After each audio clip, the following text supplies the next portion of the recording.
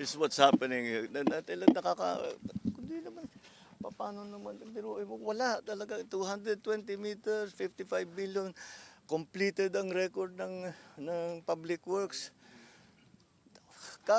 Walang ginawa, kahit isang araw hindi nagtrabaho, wala.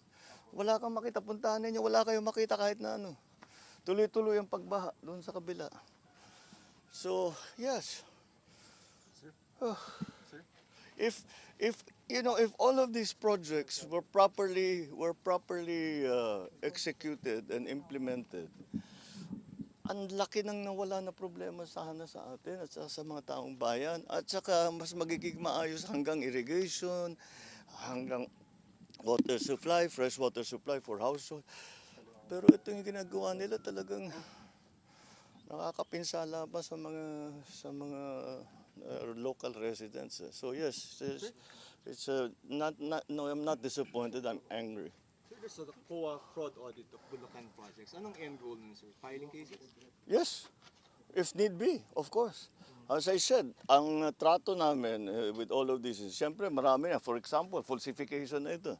Yung ganito, dahil nag-report sila na completed. Hindi, kitang-kita naman na hindi completed. So immediately, that's a falsification. So that's already a very big violation. And for the big ones, talagang I'm thinking very hard to pipilahan natin sila na economic sabotage. Because economic sabotage is very clearly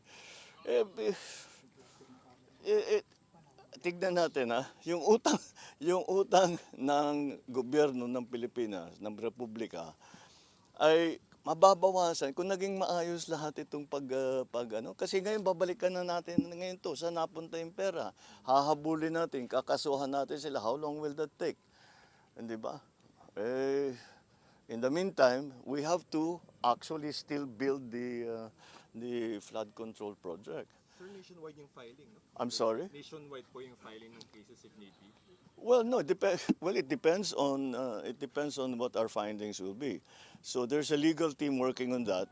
But in the meantime, we are continuing to go through the records of Public Works and of the big contractors to see kung tumutugma yung kanilang report doon sa mga sinusumbong sa atin ng taong bayan.